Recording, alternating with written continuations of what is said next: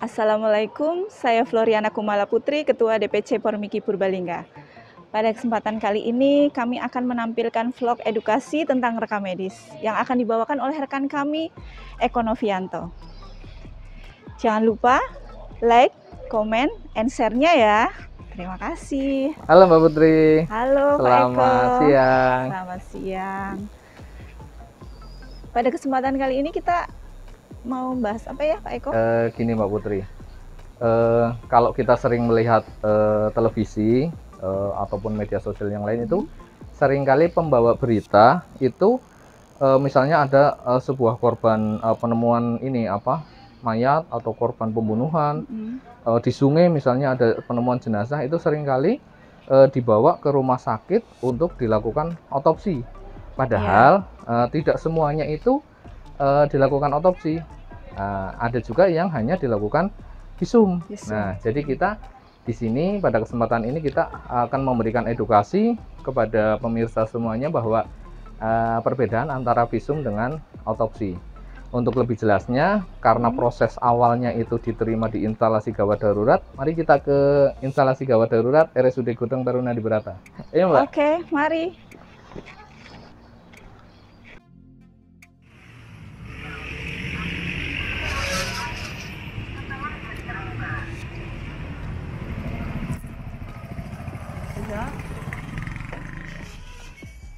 Istilah visum ataupun otopsi seringkali atau kerap kali diangkat pihak kepolisian maupun pewarta berita tentang pembuktian baik itu secara medis maupun ilmiah. Nah, berbicara tentang visum maupun otopsi tentu mempunyai perbedaan. Namun tak sedikit orang yang dapat membedakan kedua proses medis yang dilakukan oleh ahli forensik ini. Visum itu dilakukan pada luar tubuh, bisa dilakukan pada mereka yang hidup maupun meninggal. Namun otopsi hanya dapat dilakukan pada mereka yang sudah meninggal. Visum itu dari luar, apa yang nampak saja dilakukan. Kalau otopsi untuk melihat lebih jauh kedalaman, misalnya dipukul, apakah tulangnya patah, seperti apa patahnya, atau luka ditusuk, mana organ dalam yang terkena. Dari luar tidak nampak, sedangkan korban meninggal. Jadi untuk mengetahui korban meninggal secara medis, dibuatlah visum yang memiliki kepanjangan yaitu visum et repertum. Artinya keterangan yang dibuat oleh dokter atas permintaan penyidik yang berwenang, yaitu aparat penegak hukum. Ini bisa menjadi salah satu alat bukti yang sah di mata hukum, karena di dalamnya memuat keterangan atau pendapat dokter mengenai hasil pemeriksaan medis tersebut yang tertuang di dalam bagian kesimpulannya.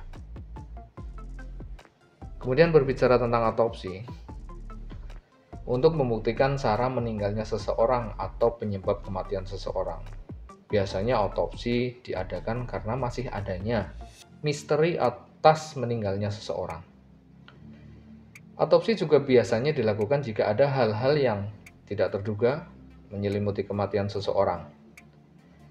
Otopsi juga biasanya dirujuk oleh keinginan pihak-pihak berwajib, seperti polisi yang diharuskan menindaklanjuti hal tersebut karena berdampak untuk kelanjutan pada kasus kematian seseorang.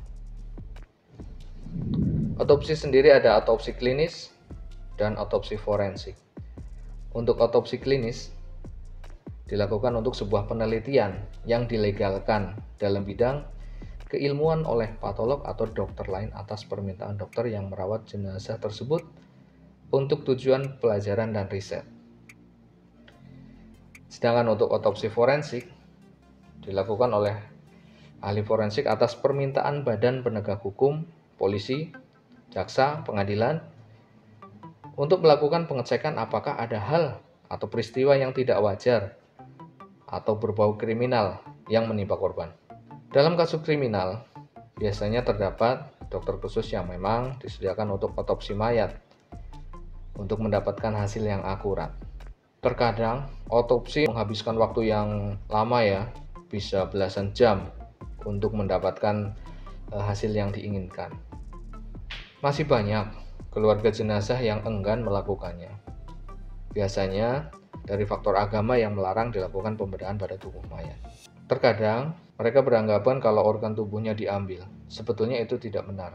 Karena sebetulnya setelah organ-organ tersebut diperiksa untuk mengetahui penyebab kematiannya, organ akan dikembalikan, setelah itu akan dijahit kembali. Jadi demikian kita sudah berbicara tentang visum dan otopsi ya. Jadi tidak semua rumah sakit bisa melakukan otopsi. Kalau untuk rumah sakit kami sendiri sementara ini hanya melakukan visum sesuai dengan permintaan dari aparat penegak hukum.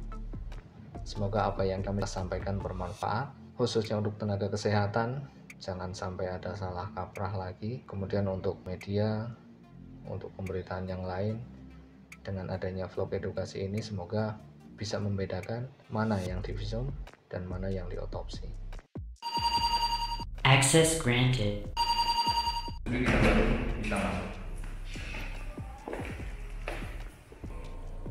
Kemudian hal yang tidak kalah penting adalah tidak semua pasien, tidak semua orang bisa mengajukan penerbitan visum et repertum ya, karena dari Peraturan Menteri Kesehatan Nomor 269 Tahun 2008 tentang rekam medis, informasi medis pasien itu diterbitkan atas dasar permintaan dari aparat penegak hukum, yang tentunya di sini dari pihak kepolisian, kejaksaan, pengadilan, yang kesemuanya itu memberikan surat permohonan kepada rumah sakit atau kepada kami, sehingga itu dijadikan dasar untuk penerbitan visum et repertum.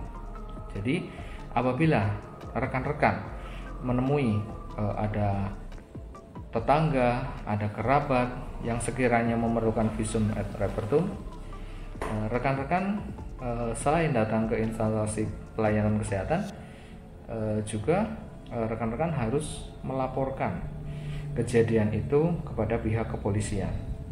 Nanti pihak kepolisian yang akan memberikan surat kepada kami permohonan untuk diterbitkan visum et repertum tersebut. Jadi tidak bisa atas permintaan langsung dari pasien. Itu yang seringkali masyarakat datang ke kami minta diterbitkan visum. Ya, itu tidak bisa, karena kami menerbitkan atas dasar permintaan dari aparat penegak hukum sesuai dengan Permenkes 269 tahun 2008 tentang rekam medis di bab 4 pasal 10 ayat 2. Penerbitan informasi tersebut dilakukan atas dasar permintaan dari pihak yang berwajib atau aparat penegak hukum. Nah, disinilah rangkaian hasil pemeriksaan yang sudah dilakukan baik di IGD, di pemulasaran jenazah, ataupun bisa saja di ruang bersalin atau klinik kandungan untuk kasus-kasus pencabulan, pemerkosaan. Semuanya dirangkum, diringkas, disimpulkan. Kesimpulannya itu tertuang dalam visum et repertum. Sekian dari kami. Apabila ada hal yang kurang berkenan atau menurut rekan-rekan kurang pas, bisa teman-teman sampaikan di kolom komentar agar kita bisa mengevaluasi. Itu tadi yang dapat kita sampaikan terkait dengan visum dan otopsi. Semoga kedepannya rekan-rekan semua yang melihat vlog ini tidak lagi ada salah pengucapan antara visum dengan otopsi. Begitu Mbak Putri. Baik Pak Eko, demikian vlog dari kami tentang visum dan otopsi. Semoga bermanfaat bagi kita semua. Akhir kata, terima kasih. Wassalamualaikum warahmatullahi wabarakatuh. Salam sehat, salam Formiki.